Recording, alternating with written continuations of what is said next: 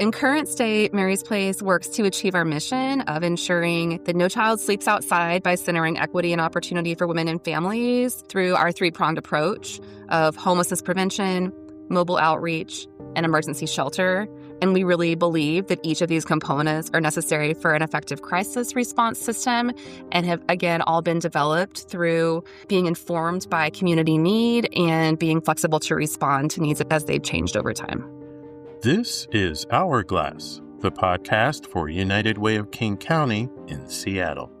Coming up, we spotlight Mary's Place, a United Way-supported Seattle-based organization that provides resources and support to King County families experiencing homelessness. We'll chat with Mary's Place Prevention and Stability Director, Miriam Clithero, and its Community Impact Director, Alyson Moon, about the organization's approach to addressing homelessness, its partnership with United Way, and the ways the organization has pivoted amid the ever-changing housing crisis. We will also spotlight United Way's June Happy Hour and Hellos event in North Seattle and a July outing in Pioneer Square, courtesy of United Way grantee Choose 180. I'm your host, Joe Burris. Thanks for tuning in. Our Popsicle Place program provides support for families who have kids that have medical complexity. So that program was developed. We had a family that came to us, and they had a kiddo who I believe was 6 years old at the time. And he was awaiting his 5th or 6th heart surgery and was having a hard time getting healthy because they were living in their car. They were actually at a car camp at one of the local hospitals because his family had had to give up everything in order to pay for his medical care and treatment. And so we thought, we can do better than a car encampment for kiddos who have medical challenges. And so our Popsicle Place program was born. We're able to offer safe shelter for families that have kids that are going through all sorts of medical challenges. We've served children who are on feeding tubes. We served kids who have any kind of variety of differing abilities. We've served kids that are going through chemotherapy. We've even served children who are in hospice. Amid all the discussions and debates surrounding our area's approach to the homelessness crisis, you should know that some organizations are making great strides in getting and keeping people off the streets. United Way is proud to say that it supports and partners with groups like Mary's Place, a Seattle-based organization that is well known for providing resources and support to King County families experiencing homelessness. And while rising point-in-time counts make headlines and the effectiveness of local agencies are called into question, Mary's Place is quietly helping hundreds of families escape lives of finding shelter any way they can, from automobiles to restrooms in parks. And as its community director, Alyson Moon, just mentioned, Mary's Place has been a balm to parents who've lost their homes while pouring all their time and resources into the care of sick children. The organization has been a shelter to victims of domestic violence who found living on the streets safer than their four-wall domiciles. The folks at Mary's Place hear of people's stereotypes, prejudices, and preconceived notions about those living on the streets, and they keep helping people who defy those stereotypes. Construction workers, preschool teachers, roofers, people living paycheck to paycheck, sometimes with infants and toddlers, when a simple setback, be it a pink slip, a house fire, a rent increase, or a medical bill, put them at rock bottom. It's why Mary's Place needs to be at the table when public, private, and philanthropic sectors are discussing solutions to the homelessness crisis. Since its founding in 1919, the organization has been implementing solutions and pivoting when our area's homelessness climate shifts. As challenging as our area's housing problems are, without Mary's Place, they would be much worse. According to its website, Mary's Place connects families to medical support, behavioral health services, health insurance, and service providers. It allows moms with newborns to bond and recover after giving birth in a private, nurturing setting. It provides care and comfort for medically fragile children and their families. It helps unsheltered families and families in shelter develop and meet financial and housing goals, and transition into permanent housing. Mary's Place provides emergency family shelter and works to prevent homelessness with rental assistance and stability support. It works with landlords, property managers, and housing providers to build relationships and identify affordable housing solutions for families. Last year alone, Mary's Place served more than 1,800 families, and it served more than 450,000 meals. It provided more than 140,000 overnight stays and moved nearly 1,500 families into stable housing. United Way has been partnering with Mary's Place since the early years of the organization's founding, as we both share a passion for providing King County residents with safe, stable housing. Currently, Mary's Place is a partner in our eviction prevention work, and we support the organization in its efforts to expand its homelessness prevention strategies. Hourglass sat down with Alyson and Mary's Place Stability Director Miriam Clithero for a conversation on topics including the organization's approach to addressing homelessness, its partnership with United Way, and how it has pivoted to the ever-changing housing crisis. We continue with Alyson, who discussed the origins of Mary's Place. Mary's Place opened in 1999 as a daytime drop-in center for single adult women. And the day center was really designed in partnership with the women, and it was really what they visioned to meet their unmet needs at the time. Mm-hmm. Children were never excluded from the day center, but it was a pretty rare occurrence for women to bring their kids in. Mm-hmm. At that time, it was really never the vision for Mary's Place to offer shelter because there were other providers in the community who were doing that work really well. But over time, we started to see more and more kids show up with their moms. And we knew that those were the families that had no place to go when we closed our doors at the end of the day, because there really wasn't people doing sheltering work for families in our community at that time. So we started our family shelter journey. And our initial program was a night-by-night hoteling program. But we heard from the families that being alone in those individual hotel rooms was scary. They didn't know who was in the room next to them. It was really isolating. They didn't know where to access services and support. And so we worked with the faith community to offer nightly shelter to women and children, which is who we were serving at the time. Right. Then in the community, there was an economic downturn. And so that really started to change who was showing up seeking services from us. Really, for the first time, households that had dual incomes started facing challenges and being able to make their rent. So we shifted what we were doing and we began sheltering partnered families. And then it wasn't long before we started hearing from single dads. They were calling, requesting service. So actually, at the time, it was my job to answer that phone line for folks that were calling, asking for service. And I remember the first call that I took from a single dad. So he had an elementary school-aged son, and they had been sleeping in a park bathroom at nights. And he had chosen that location because he could at least lock the door and feel like him and his son were safe. So that was a really difficult call because at the time, we didn't offer any services for single dads. And there wasn't a single other number that I could offer him because there was nobody in the community serving single dads. So that sat really heavy with me and with our team. So again, we flexed what we did and began offering shelter to single dads with kids. So that's really the path that we've continued down of listening to what people want, hearing what they need. And now Mary's Place serves families of any composition, including families that have pets.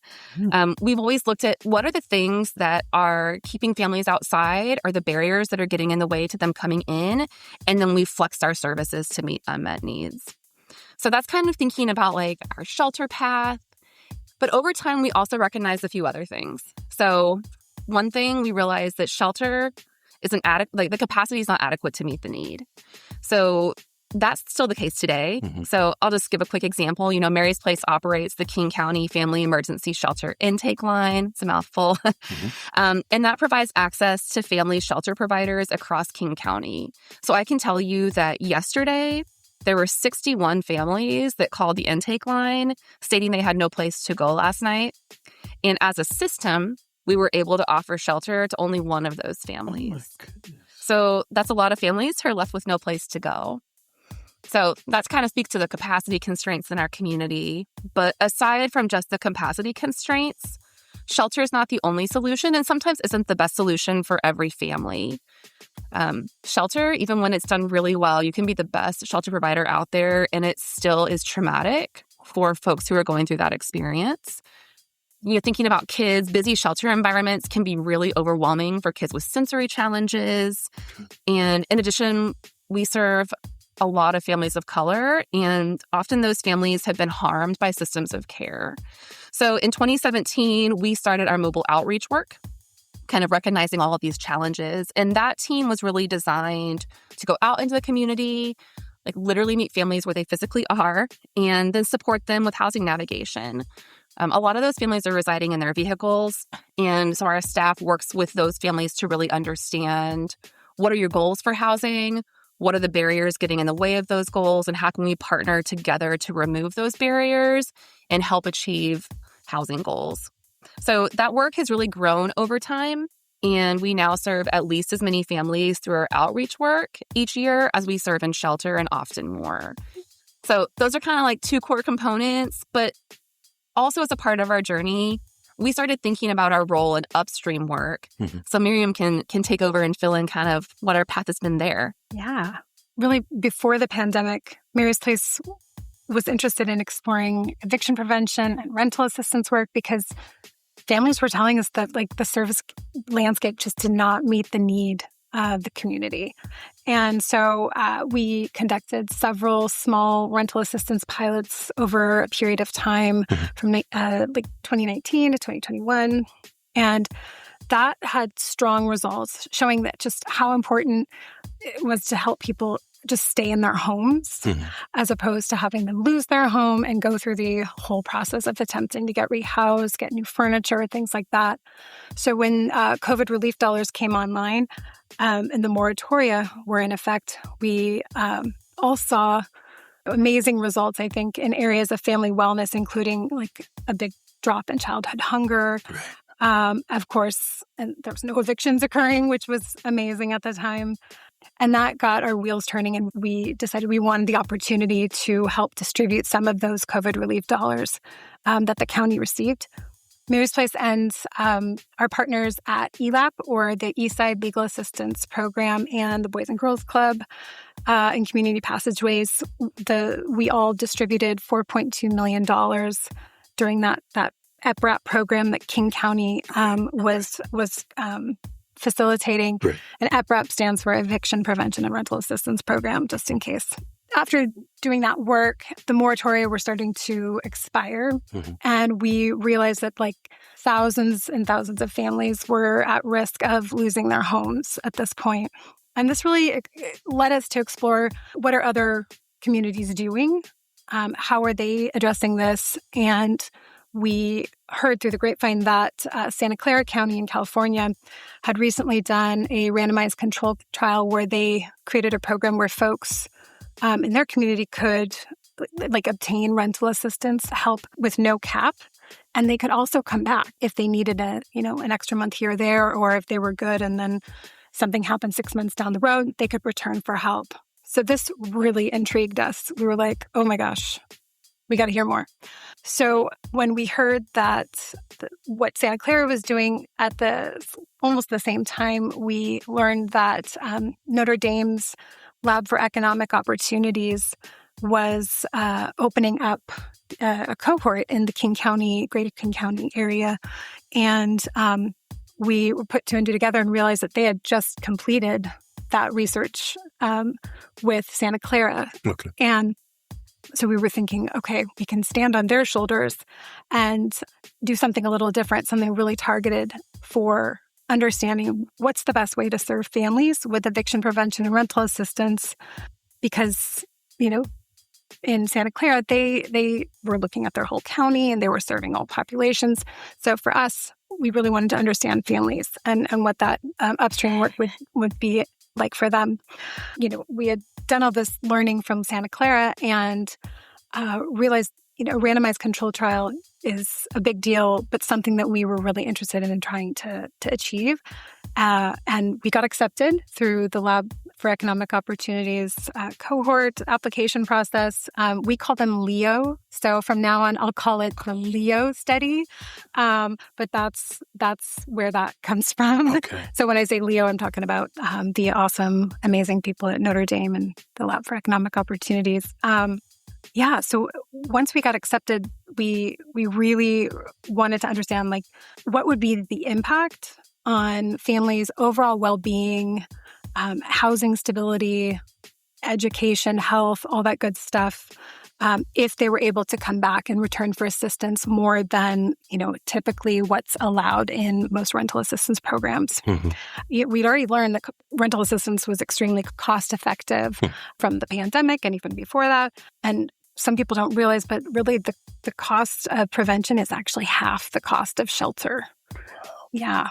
And it's also more trauma-informed, more affordable for everyone. So long story short, the LEO project, we're proud to say, launched in May of 2023. And we are just wrapping up the end of year 3 and have just about another year to go to complete our enrollments so they can start doing all their amazing analysis. Yeah.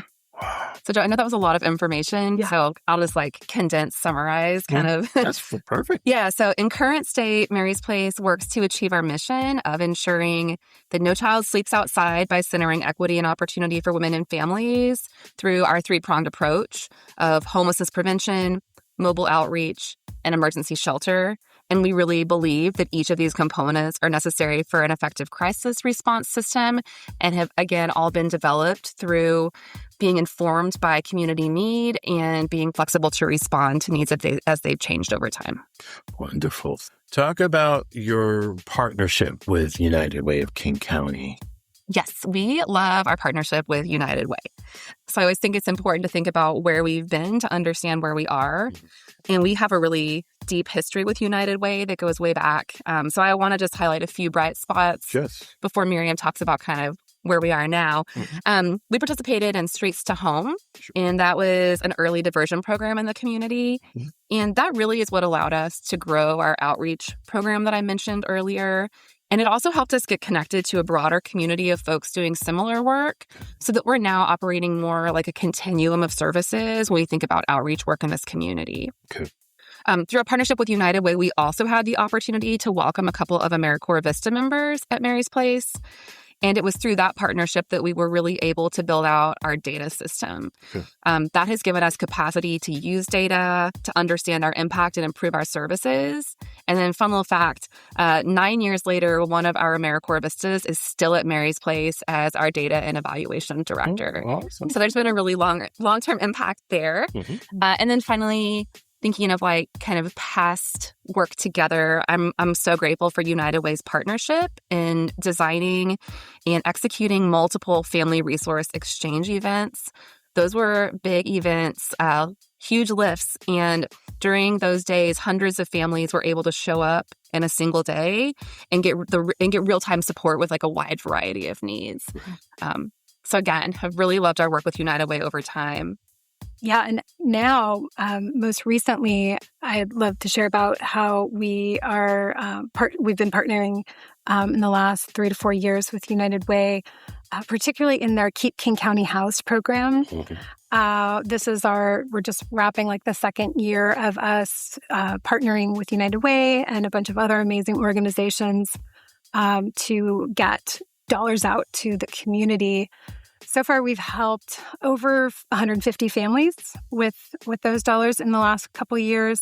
And since we've started distributing the King County House dollars, we've distributed $1.2 million, give or take a little bit there, in eviction prevention rental assistance that was given to us to use from the United Way to help our community members. Also, we've been really, really grateful to receive some just additional restricted grants from United Way to help us cover some staff salaries for the project, the Leo study, as well as just direct client assistance to families who are in need. United Way has just been a huge partner in us being able to do this research study. They've also been incredible thought partners. A lot of the team members at United Way in eviction prevention and rental assistance spaces with other providers, both locally and nationally. I can't tell you how wonderful it is to be in alignment with an organization as a funder, both passionate about moving further upstream. It really makes a difference. And I think we're both organizations, different sizes, but both organizations are moving to make significant investments in prevention and rental assistance work. And I can't say enough how wonderful it is to both be working towards a longer term goal of disrupting generational cycles of trauma and housing instability.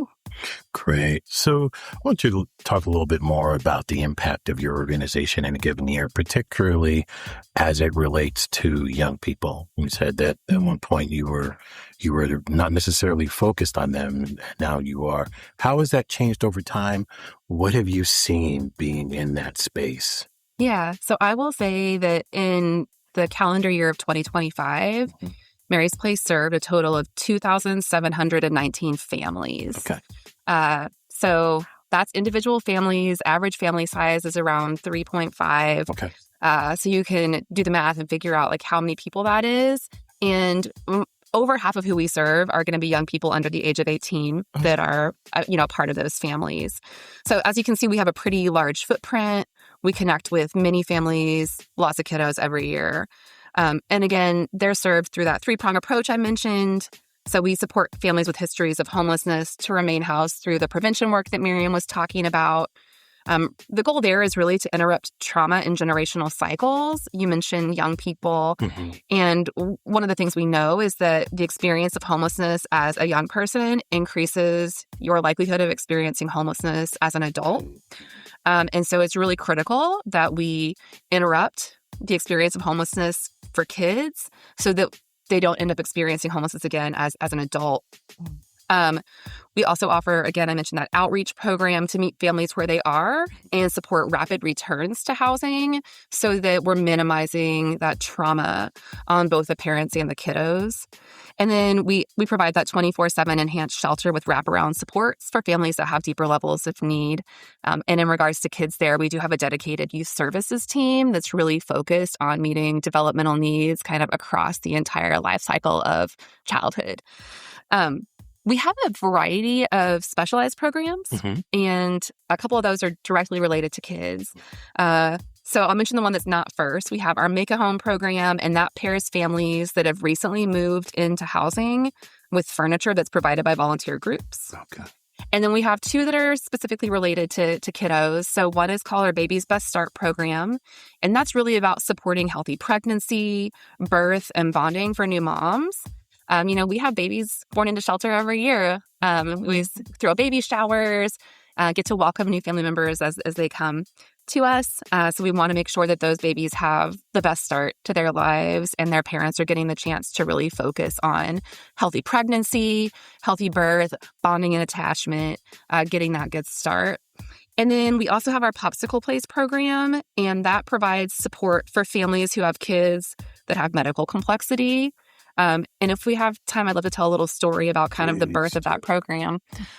So that program was developed. We had a family that came to us, and they had a kiddo who I believe was 6 years old at the time. And he was awaiting his 5th or 6th heart surgery and was having a hard time getting healthy because they were living in their car. They were actually in a car camp at one of the local hospitals because his family had to give up everything in order to pay for his medical care and treatment. And so we thought, we can do better than a car encampment for kiddos who have these medical challenges. And so our Popsicle Place program was born. We're able to offer safe shelter for families that have kids that are going through all sorts of medical challenges. We've served children who are on feeding tubes. We served kids who have any kind of variety of differing abilities. We've served kids that are going through chemotherapy. We've even served children who are in hospice. And so that just speaks a little bit about to kind of dispelling some of the myths around, what brings families to homelessness. These were families that never expected to experience homelessness or lose their homes. And then their kid got really sick. And so I think it's just important to highlight that there are many reasons that families come to homelessness. And a lot of those are out of folks' control. So just wanted to share that, thinking about kind of the impact that our organization has in any kind of given year. Great. And can we just stay there a little while? Share some stories, anecdotes that really speak to the impact of your work and really make you say personally, you know what, this is why I'm in this space right now. That's such a good question.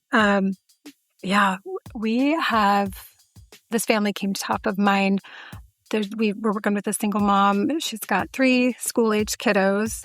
And I thought, I'm interested in sharing this story, I think, because this family actually has been served by all 3 of our prongs, or all 3 of our major programs. And I thought it would kind of tell a story of what that might be like. And so this family, they ended up losing their home during the pandemic for kind of a multitude of reasons. Fixed income is a big part of it, and some rent went up. So that just was a catalyst. So they came to us seeking shelter, and they were able to get in, but shelter was a struggle. And, as Alyson mentioned, sometimes shelter just is not the right fit for a family. This family has more complex needs, and they ended up deciding to leave. And a few months later, we got connected. They came back, and that was due to some domestic violence, unfortunately. Okay. And they actually were then served through a mobile outreach team, and the outreach team ended up helping mom break down some of those barriers to housing and help them get into a new place. And then a year or 2 later, mom was navigating some complex disabilities while, as I mentioned, on this fixed income. And her rapid rehousing had unfortunately expired. And so she'd gotten behind on rent just because her fixed income wasn't enough. One of the things that we see as a consistent challenge is, someone may rent a 2-bedroom apartment for, let's say, $1,800. And they move in and they're like, great, okay, I can swing this with my, $2,500 salary. I can make it work. But then they realize, oh gosh, okay, they've tacked on all these valet fees or trash fees or the utilities of any kind, parking, washer and dryer. And then lo and behold, you're renting a place for $2,300 and now you've got $200 to live on with your $2,500 fixed income. So essentially, that's something we see all the time, whether people are on fixed income or employed or somewhere in between. That's just a constant issue. So we were luckily at that time able to get mom caught up, and she was doing really well. She most recently came to us because, unfortunately, her neighbor's unit caught fire. So unfortunately, they lost everything. The neighbor lost everything, but they did too because the fire was so significant. So they were in hotels with some help from other orgs trying to get on their feet. And this mom was super savvy, man. She figured out there was an open unit at a place that had like a 2-month move-in special. Mm-hmm. So she didn't have any move-in costs. So we didn't have to cover any of that, but we were able to help her with some other things. And so mom is definitely on the road to getting more stable. And I think, but it's really that hit or miss when people are living so close to the margins. And the other thing I forgot to mention that is great about this story is Alyson had mentioned our Make a Home program, which is where we match donors and furniture, which is often like new or gently used, to families moving into housing. And so this mom had received help through Make a Home in the past when she moved into that unit that unfortunately everything got ruined. So this time around, the stars aligned, and this family was able to get help through one of our moving company partners. And they brought like a full house, literally a full house of furniture and beds. So the family had everything replaced as well, which is a huge load off of people's shoulders, because so many families end up moving into housing and then end up sleeping on the floor for a significant period of time, let alone some families never even fully get their units furnished at all, because, you have to make choices. Am I going to rent this couch or buy this couch, or am I going to feed my kids or pay my phone bill? So yeah, that was an important story that I wanted to share. And I think, what's also, I think, important is, I think one of our key components of all of the programming we do is we really try to best serve families in a holistic way, because we, sometimes we might not be the best resource. Sometimes we might not, be able to meet that need. So we'll do our warm handoffs, hopefully, to other providers who can do that work better. And sometimes that might be like disability advocacy, or, if someone's needs help with appealing an SSDI application, things like that. And so, I felt like that was important to share as well.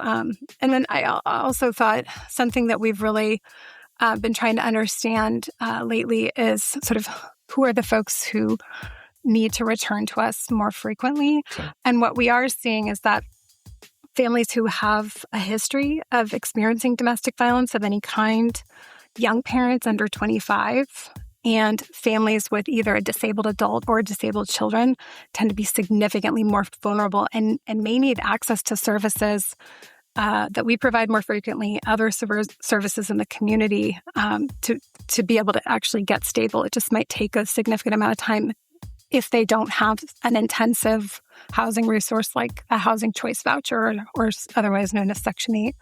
Lastly, if someone is listening to this and they say, you know what, I need a place like a Mary's Place, what should they do?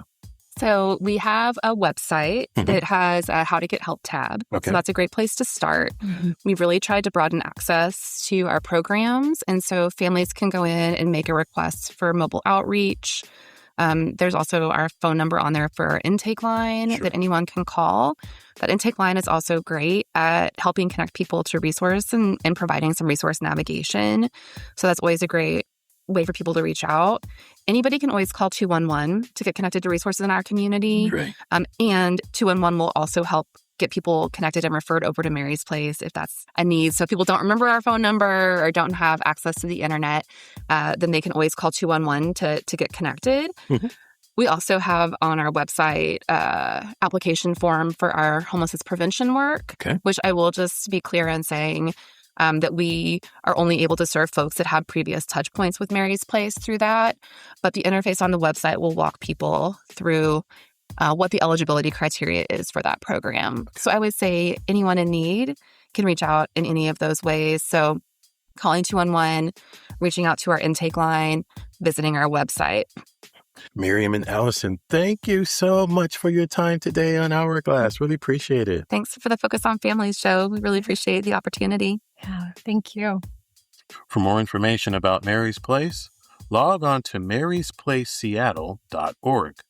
To learn more about United Way's eviction prevention work, log on to uwkc.org, click on Get Help, and click on Rental Assistance, Housing Support for Youth, or Community Resources.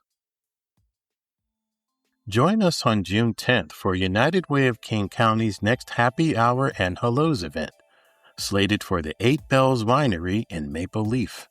Happy Hour and Hellos is our networking series that allows professionals to mix and mingle over refreshments, learn more about United Way's work in the community, and ways to get involved. The June 10th event will feature food from Indigenous-owned cafe and food truck Off the Res, Music and entertainment from Seattle's DJ Listo, speeches from United Way staff, and a silent auction. The event begins at 6 p.m. For more information, log on to uwkc.org/events. Mark this on your summer events calendar. Choose 180's first ever pop-up on July 19th at 210 Seattle, an historic naturally lit blank canvas space in Pioneer Square. Choose 180 is a Buren-based United Way supported organization that works to transform systems of injustice and support the young people that are impacted by those systems.